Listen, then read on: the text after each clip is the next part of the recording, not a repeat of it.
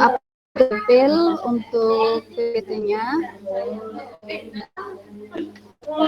Sudah terlihat. Sudah ya. Oke, Assalamualaikum warahmatullahi wabarakatuh. Waalaikumsalam warahmatullahi wabarakatuh. Waalaikumsalam warahmatullahi wabarakatuh. Eh, Sebelum kita memulai pelajaran hari ini, alangkah baiknya kita berdoa menurut agama dan keyakinan masing-masing. Oke, berdoa dimulai.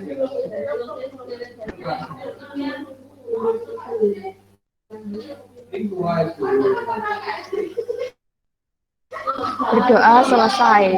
Untuk hari ini ada yang tidak hadir. Kalau begitu di absen dulu ya. Muhammad Barik Ilham, Hadir, Bu. apakah hadir? Ya.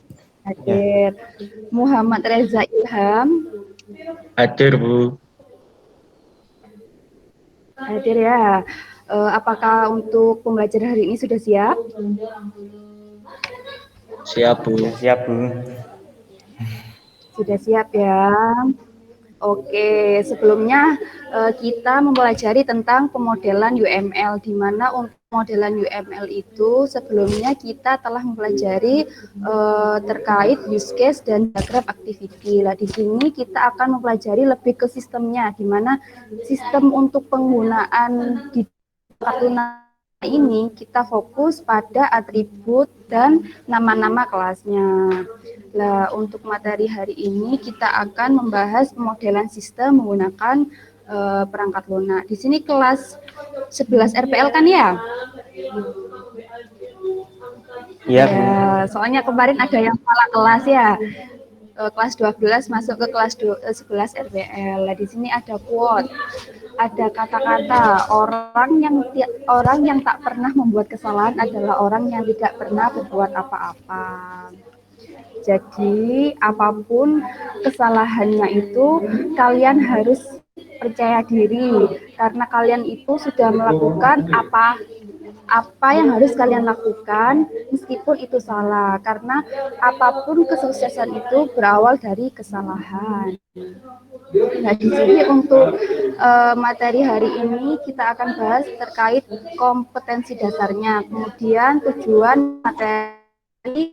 Karena hari ini materi ini bisa diselesaikan dalam satu pertemuan, maka kuis dan praktikum dilakukan hari ini. Untuk kompetensi dasarnya, kita memiliki 3.5, yaitu menerapkan relasi antar kelas dalam sistem berorientasi objek. Kemudian yang 4.5, membuat relasi antar kelas sistem berorientasi objek. Kemudian untuk tujuannya yang pertama adalah mampu menyebutkan komponen-komponen kelas pemodelan sistem menggunakan perangkat lunak. Kemudian yang kedua adalah mampu menjelaskan relasi antar kelas dengan simbol-simbol pemodelan sistem perangkat lunak. Kemudian yang ketiga, mampu menentukan hubungan dalam pembuatan modul sistem dengan aplikasi perangkat lunak. Kemudian yang terakhir ada mampu merancang modul sistem pada aplikasi perangkat lunak. Bu, Nah, di maaf, sini Bu. untuk Agak materinya putus-putus, Bu. akan dibahas adalah agak putus-putus. Oh, sebentar ya. Sebentar.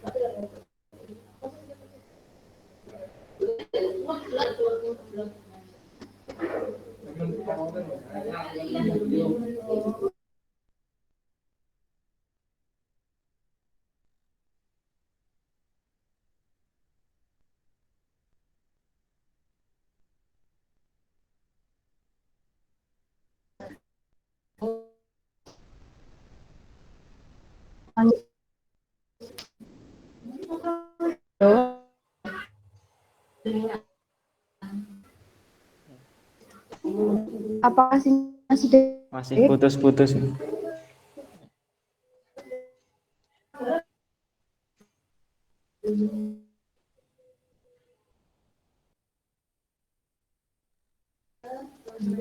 sudah baik sinyalnya? Sudah baik? Sudah, Bu. Sudah, Bu. Gimana sinyalnya? Baik, Bu. Sudah baik. Sudah baik ya. Oke, kita lanjut ke materinya. Sudah. Kita lanjut ke materinya lah. Hari ini kita akan membahas komponen, yang kedua simbol, dan yang terakhir adalah hubungan. Lah, untuk komponen sendiri itu dibagi 3 bagian. Yang pertama bagian atas adalah kelas, di mana kelas ini bisa memiliki nama yang berbeda-beda. Contoh dalam sistem aplikasi perpustakaan, di situ ada anggota, kemudian ada pustakawan, kemudian ada gendengnya, kemudian ada inventaris untuk bukunya. Jadi di sini itu dikembangkan dengan bagian bagian atas. Kemudian yang kedua itu di bagian tengah. Lah, tadi kan yang customer ini itu yang namanya bagian atas nama kelas. Kemudian yang bagian tengah itu atribut. Lah, di mana atribut ini berisikan karakteristik dari kelas itu. Contoh, customer. Seorang customer kan memiliki karakteristik nama, kemudian alamat, kemudian telepon dan tanggal lahir. Atau bisa gitu lebih detail seperti menambahkan tipe nilai. Lah, di sini untuk tingginya itu tipe nilainya itu float. Nah, di sini itu untuk tipe nilainya mungkin bisa dibahas pada mata pelajaran basis data. Nah, yang terakhir bagian bawah itu ada kelas operasi. Lah, di mana di kelas operasi itu menggambarkan suatu atribut tadi itu melakukan interaksi dengan data. Lah, contohnya di sini ada add, ada grow, ada move, atau is empty. Nah, ada di sini juga ada research. Kemudian ada set alarm, ada value. Ada yang tahu untuk simbol-simbolnya ini simbol apa saja fungsinya?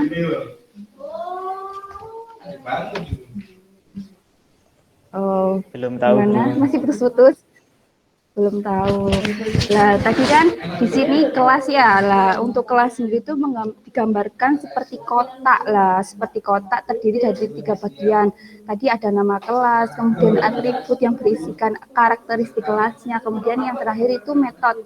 Lah, metode ini berisi operasi terhadap atributnya. Kemudian yang association lah, ini menggambarkan hubungan antara kelas 1 dengan kelas lain. Di sini ada one to many biasanya, terus many to one, kemudian one to one, seperti itu. Lah, yang selanjutnya adalah composition.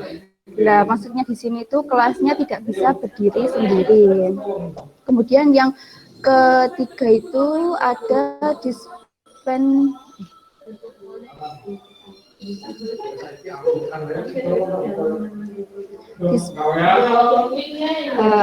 dependensi ya. Dependensi itu operasi pada suatu kelas, atau kelas lain menggunakan operasi pada kelas tersebut. Jadi ada 2 kelas.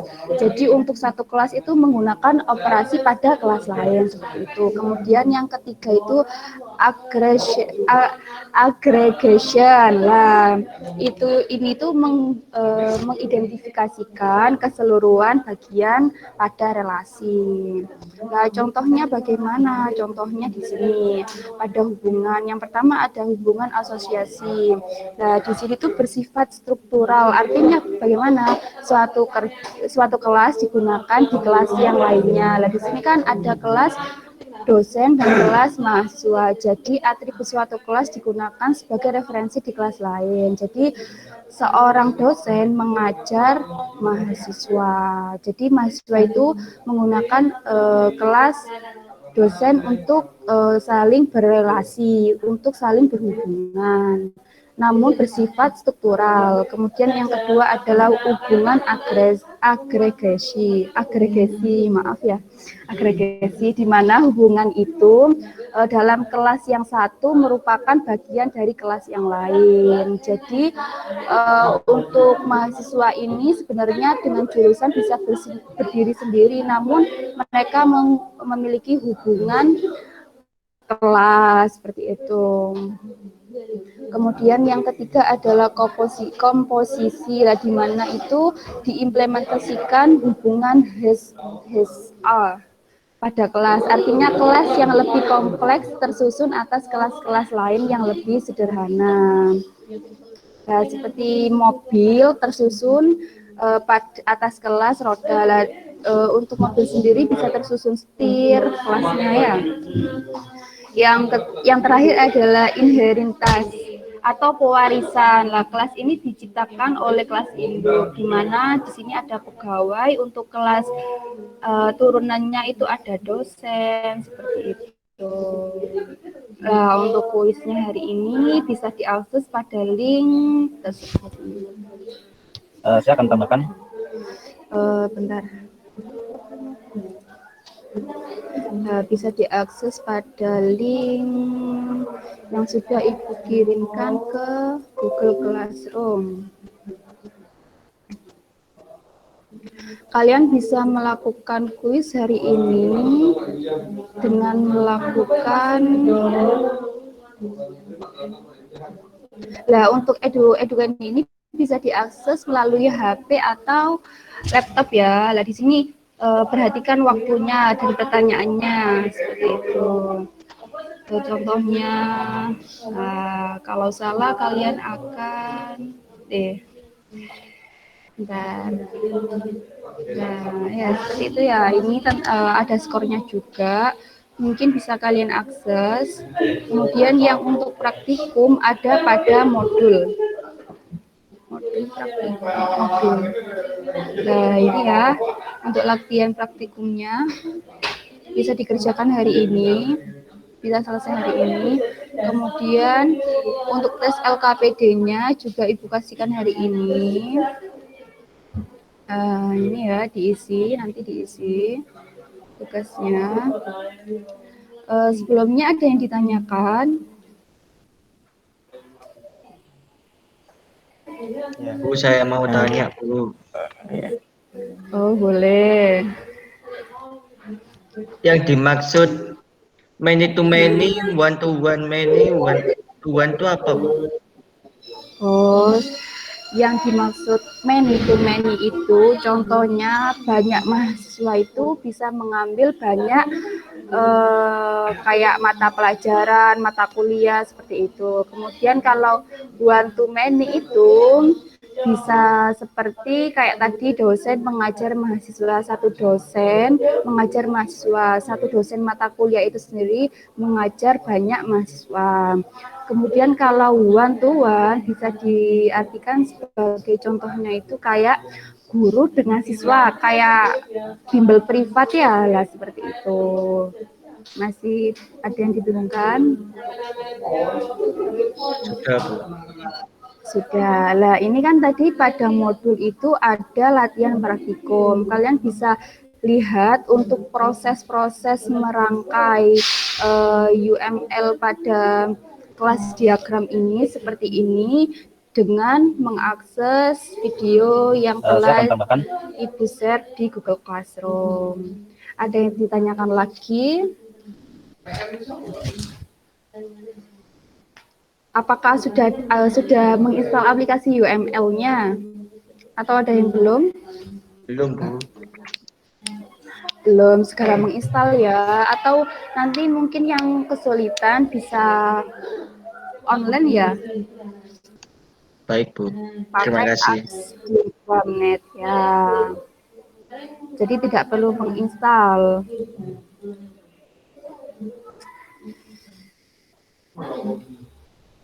Nah, seperti ini ya, bisa online. Atau mungkin kalian bisa menggunakan aplikasi lain. Sudah ada yang ditanyakan? Nanti LKPD-nya jangan lupa dikerjakan ya untuk hari ini, terakhir dikumpulkan. Untuk modulnya juga pada latihan praktikum itu dikerjakan juga. Ada yang ditanyakan?